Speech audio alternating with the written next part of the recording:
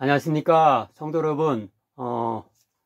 요즘 이렇게 지나간 그런 긴 장마와 그리고 태풍 등으로 인해서 여름 감기가 이렇게 유행하고 있다고 하는데요. 이번 한 주간도 주님 안에서 영육간에 강건함을 입으시기를 빌면서 시작하도록 하겠습니다. 또 우리 주일학교와 중고등부 이렇게 학생들이 지금 동해로 이렇게 수련회를 1박 2일로 떠났는데 주님의 큰 은혜를 덧입고 무사히 돌아올 수 있도록 기도해 주셨으면 감사하겠습니다. 이제 말씀으로 들어가도록 하겠습니다. 오늘 본문은 에레미야서 20장 7절부터 18절이고요. 제목은 사면초가의 예언자가 되겠습니다. 본문은 에레미야가 예루살렘 성전의 총감독이었던 임멜의 아들 제사장 바스홀에 의해서 체포되고 구타당하며 목에 나무 고랑이 채워진 채로 성전의 한 문 위쪽에 있었던 것으로 보이는 감옥에 갇히는 수치스러운 처벌을 당한 후 하나님께 그의 비탄한 마음을 표현하는 고백록들입니다. 앞에 19장과 20장 시작부를 보면 바스홀이 그런 처벌을 한 이유는 에레미야가 예루살렘 인근 도벳에서 토기장이의 옹기를 깨뜨리는 퍼포먼스를 통해 이스라엘의 돌이킬 수 없는 멸망을 예언한 후 이제는 예루살렘 성전 뜰까지 이렇게 뜰 안에까지 와서 대놓고 많은 사람들 앞에서 같은 멸망의 예언을 했기 때문입니다. 에레미야가 가장 괴로워했던 점은 아마도 그가 앞에 3절, 4절에서 바스홀에게 사방으로 두려움을 뜻하는 마골 미사빕이라는 새로운 이름을 붙여주며 하나님의 심판을 예고했는데 당장에 그런 바스홀에 대한 심판은 실현되지 않고 오히려 친구를 포함하여 모든 사람들이 그의 예언자로서의 권위를 인정하기는커녕 에레미야를 향해 마골 미사빕이라고 하며 사방으로 두려움이 되는 존재라고 놀려대고 있는 모순적 상황일 것입니다. 즉 10절입니다. 나는 무리의 비방과 사방이 두려워함을 들었나이다. 그들이 이르기를 고소하라. 우리도 고소하리라 하오며 내 친한 벗도 다 내가 실족하기를 기다리며 그가 혹시 유혹을 받게 되면 우리가 그를 이기어 원수를 갚자 하나이다.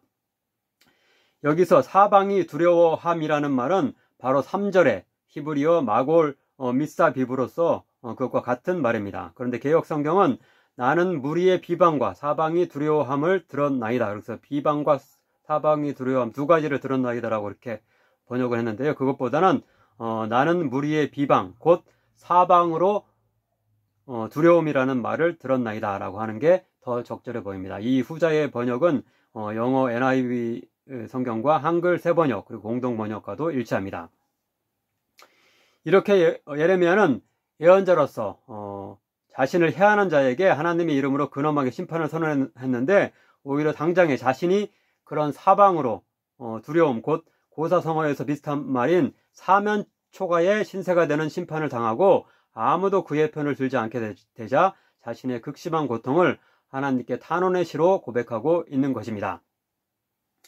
사면초가라는 말은 중국 고대의 초나라와 한나라가 전쟁을 할 때에 한나라가 초나라를 완전히 포위한 뒤 이미 그들 편에 선 많은 초나라 출신 군인들로 하여금 초나라 노래 곧 초가를 사면에서 부르게 하여서 초나라의 군대의 그 사기를 떨어뜨리고 투항하게 하여서 승리한 이야기에서 유래합니다. 이제 본문을 차례로 따라가며 사면초가의 신세가 된 에레미야가 하나님께 어떤 탄원의 고백을 하고 있는지 살펴보도록 하겠습니다.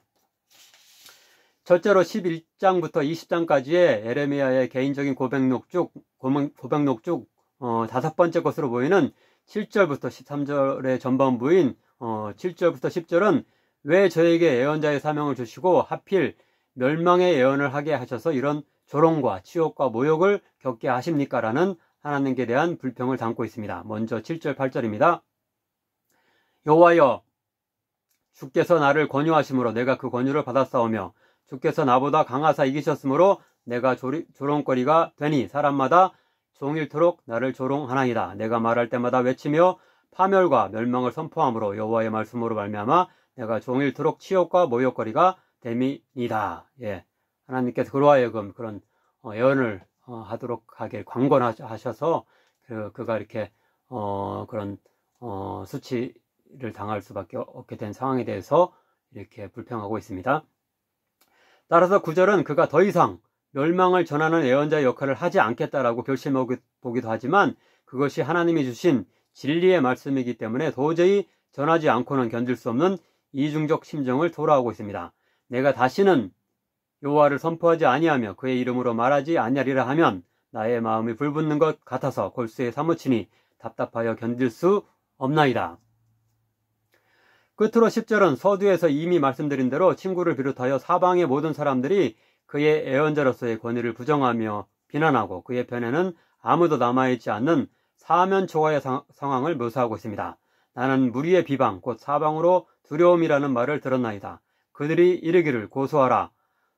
우리도 고소하리라 하오며 내 친한 벗도 다 내가 실족하기를 기다리며 그가 혹시 유혹을 받게 되면 우리가 그를 이기어 우리 원수를 갚자 하나이다. 반면 5번째 고백록의 후반부인 11절부터 13절은 최고의 장수이시며 내 의로운 마음을 아시는 하나님께서 내 편에 서심으로 결국 내가 승리할 것이다 라는 하나님에 대한 신뢰의 고백과 더불어 그분에 대한 찬양으로 마무리합니다. 그러하오나 여호와는 두려운 용사 같으시며 나와 함께 하심으로 나를 박해하는 자들이 넘어지고 이기지 못할 것이오며 큰 치욕을 당하오리니 의인을 시험하사 그 패부의 심정을 보시는 만군의 여호와여 나의 사정을 주께 아뢰었사온즉 주께서 그들에게 보복하심을 나에게 보게 하옵소서. 여호와께 노래하라. 너희는 여호와를 찬양하라. 가난한 자의 생명을 행악자의 손에서 구원하셨음이니라. 우리 역시 때로 우리의 어렵고 절망적인 상황에 대해 하나님께 불평하는 탄원의 기도를 할 수 있겠지만 아무쪼록 이렇게 그 결론은 여전히 하나님이 지켜주시고 구원해 주시며 승리하게 해주실 것이라는 하나님께 대한 신뢰를 표현하며 그분을 찬양하는 일로 마무리될 수 있기를 간절히 바랍니다. 다음 구절인 14절부터 18절은 아마도 에레미야의 또 다른 탄원의 고백록, 즉 11장에서 20장까지의 여러 고백록 중 마지막 6번째 고백록이라고 할 수 있습니다. 여기서는 15장의 두 번째 고백록의 첫 절인 10절 단 한 절에서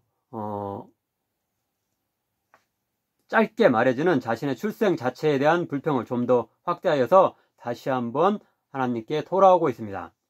내 생일이 저주를 받았다면, 나의 어머니가 나를 낳던 날이 복이 없었다면, 나의 아버지에게 소식을 전하여 이르기를 당신이 등남하였다 하여 아버지를 즐겁게 하던 자가 저주를 받았다면, 그 사람은 여호와께서 무너뜨리시고 후회하지 아니하신 성읍같이 되었다면, 그가 아침에는 부르짖는 소리, 낮에는 떠드는 소리를 듣게 하였다면 좋을 뻔하였나니 이는 그가 나를 태에서 죽이지 아니하셨으며 나의 어머니를 내 무덤이 되지 않게 하셨으며 그의 배가 부른 채로 항상 있지 않게 하신 까닭이로다. 어찌하여 내가 태에서 나와서 고생과 슬픔을 보며 나의 날을 부끄러움으로 보내는고 하니라. 여기서 세부 사항들을 이렇게 설명하자면 에레미야는 자신의 부모를 직접적으로 저주하지 않고 자신이 태어난 날, 곧 생일과 아버지에게 자신이 태어난 것을 알린 자를 저주하고 있는데요. 이것은 출애굽기 21장 17절 등에 나오는 부모를 저주하는 자는 사형의 벌을 받는다라고 하는 그런 규정 때문인 것을 보이는데요. 이렇게 규정에 따른 그런 벌을 피하기 위해서 이렇게 부모님을 직접적으로 저주한 게 아니고 그렇게 태어난 날과 그 소식을 전한 자를 저주한 것으로 보입니다. 특별히 자신을 낳은 것을 아버지에게 알린 자, 그 후자에 대해서는 그가 예루살렘 성이 함락되어 백성은 울부짖고 적군이 함성을 지르는 심판을 복도할 것이다 라고 그렇게 저주하면서 예고를 하고 있습니다. 에레미야가 그런 멸망과 그런 울부짖음에 비탄에 그런 심판에 당할 것이라는 것을 예언을 했는데 에레미야가 태어난 것을 아버지에게 전한 기쁘다고 전한 자도 그렇게 비통한 그런 날을 이렇게 맞이하게 될 것이다 라고 하면서 자신의 출생에 대해서 간접적으로 이렇게 그런 애통해 하는 것을 표현하고 있습니다. 그런데 전체적으로 이렇게 이 구절을 보면은 사춘기의 자녀가 부모에게 하는 것과 비슷하게 왜 나를 이 세상에서 태어나게 하셨나요? 라고 이렇게 불평하는 것으로 볼 수 있는데, 이것은 하나님께 대한 가장 심각한 불만의 표현이라고 할 수 있습니다. 에레미야가 얼마나 예언자의 사명을 감당하는 일로 인해 큰 괴로움을 당했으면 이런 불평의 기도까지 했을까요? 하지만 우리는 이 6번째 고백록을 정점으로 하는 그의 하나님께 대한 여러 차례의 불평의 탄원에도 불구하고 이후의 장들에서 확인할 수 있듯 그가 자신의 사명을 포기하지 않고 애굽에 끌려가 죽기까지 무려 약 40년 동안이나 예언자로서의 사역을 묵묵히 감당하며 보여준 그런 위대한 인내와 신실함의 모범을 본받아야 할 것입니다.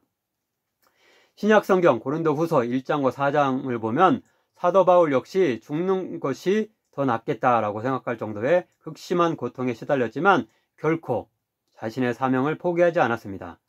질글과 같이 전한 자신으로 하여금 보배와 같은 진리의 복음을 담아서 전하는 사명을 주신 것을 영광스럽게 생각하며 고난 가운데서도 하나님을 신뢰하며 나아갔던 것입니다. 고린도후서 4장 7절부터 9절 그리고 14절입니다. 우리가 이 보배를 질그릇에 가졌으니 이는 심히 큰 능력은 하나님께 있고 우리에게 있지 아니함을 알게 하려 함이라.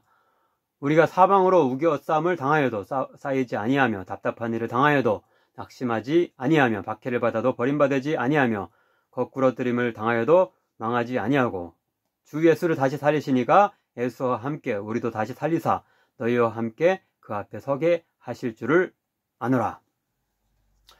아무쪼록 우리도 본문의 예언자 에레미야와 같이 또 신약성경의 사도 바울과 같이 우리의 크고 작은 직분자와 성도로서의 다양한 사명을 감당함에 있어서 때로 견딜 수 없는 고통이 있더라도 하나님께 다 털어놓고 최후의 부활 승리를 믿으며 다시 힘을 얻고 포기함 없이 나아갈 수 있기를 간절히 축원합니다. 기도하겠습니다. 사랑의 하나님, 사면 초과의 압박감에 시달렸음에도 불구하고 끝까지 자신의 사명을 감당한 에레미야에 대해 배우게 하시니 감사드립니다. 때로 우리도 하나님의 일을 하는 일이 기쁨이 되지 못하고 오히려 주변 사람들의 반대와 비방을 직면할 경우가 있지만 좌절하고 낙담하지 않게 하소서. 우리의 어려움과 고통을 하나님께 다 털어놓으며 회복할 수 있게 하시고 항상 우리 편이 되어주시고 우리의 의로움을 반드시 알아주시는 하나님을 믿으며 담대히 나아가게 하소서. 질그릇과 같이 전한 우리가 보배와 같은 하나님의 복음 사역을 맡아 감당하는 일을 영광스럽게 여기며 고난 중에도 감사와 찬송을 올려드리게 하소서. 예수님의 이름으로 기도하옵나이다. 아멘.